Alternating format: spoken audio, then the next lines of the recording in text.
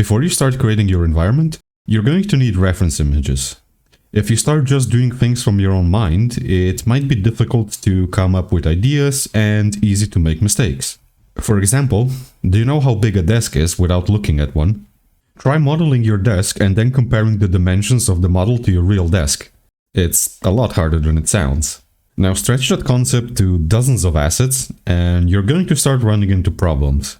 Finding references will keep you focused and on track and remove any guesswork. And it also helps you come up with ideas. I use Pinterest for organizing and storing my reference images, and I use PureRef to display them. Pinterest is basically a site for storing your images online. If you find an image that you like, you can pin it to Pinterest and it will be stored on your profile. Pinterest will also show you similar images that other people have found containing similar keywords.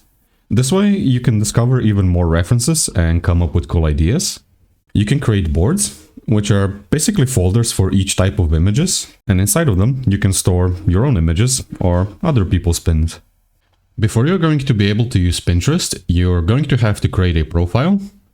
It's very simple, just register how you would on any other website. This is going to allow you to create your own boards, but you're only going to be able to pin other people's pins that are already on Pinterest. If you want to be able to save images from other websites, you're going to need the Pinterest plugin for whatever browser you're using. It's very simple to install, just search for Pinterest plugin in whatever browser you're using, open the page, and click on install. You're probably going to need to restart your browser after this. I'll also be providing all the links in the description. Let me quickly show you how it works. Here I am on my Pinterest profile, and here I have a few boards that I have created that I'm going to be using for this project. So basically buildings, materials, modular pieces, trees, anything that I find that I think will help me come up with ideas for this environment, I can store in here. I have created this profile as a clean slate that I will be giving you a link to. You can look through it to see how I organize my images for a project without too much clutter. So, once you created a board, you can click on it, open an image, and if I click on the link here, it'll take me to where it was posted. So, let's say if I find a cool image on ArtStation, I can use the Pinterest plugin, this button right up here, to save it to my profile. From the drop-down, I can select which board I want to save it to, or create a new one. Now if I close this tab and go back to my Pinterest, I'll need to refresh it. I can click on the image, and then on the URL. It's going to take me back to the ArtStation post that it was posted on. I can also open the image in a new tab, and save it from here.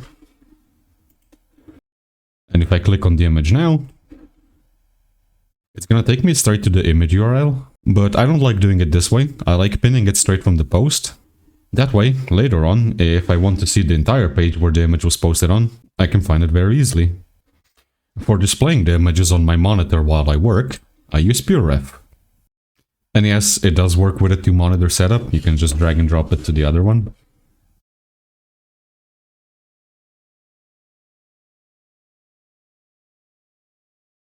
Just to quickly show how I organize my reference images in PureRef, this is another environment I made for an ArtStation challenge. Here's what my entire board looks like inside of PureRef. You can just look at this image and compare to the reference images I used. Here's some for the statue in the middle, these tiger statues here, some inspiration for the architecture I ended up using, materials like tiles on the floor, the marble that I used on these pagodas, gazebos, whatever they're called. Reference images for the trees, how a tree should be shaped, what the material of the trunk should look like, what the branches look like. Basically anything that I found that could be a useful reference image, I just copy-pasted in here. PureRef is its own software. You have to install it like any other program on your computer. Just search for PureRef or click the link in the description. Go to this website and just click on Get PureRef. Choose your operating system and go through the installation process. This website is also going to be linked in the description. You can drag and drop images in here, or use my preferred method, just copy paste them. Scroll wheel to zoom in and out, middle mouse button to pan. I can click and hold an image to move it, this way I can really organize them however I want. Whichever image I click is gonna be on top. I can hold Ctrl and left click it to rotate it. In whichever direction I drag it in, that's where it's going to flip. If I click on an image and press Ctrl and Alt, I can scale it. PureRef is not going to disappear if I use another window. This feature is called Always on Top. If I want to disable that, I press Ctrl Shift and A, and now it's going to disappear. However, I don't use that very often. The whole point of this is to constantly have images on your monitor. If I want to make it go away, I just click down here. The most useful feature of PureRef is that you can make it transparent. You do that by holding Ctrl and pressing plus or minus on your numpad. Combining this with mouse transparency mode, which you enable by pressing Ctrl T, you can now use PureRef to trace images, or use them as reference images, and still be able to use whichever window it's covering. There are more features, but these are the ones I most commonly use. The last tool I want to show you is called iNaturalist.org. I use it to find specific species that are near me, so I can then take photos of them and use those photos as textures. This website is also going to be linked in the description. For example, the tree that I'm going to be placing in the middle of my courtyard is a Scots pine. I decided on that specific species because they grow in very dramatic shapes. So you go to iNaturalist and type in wherever you live.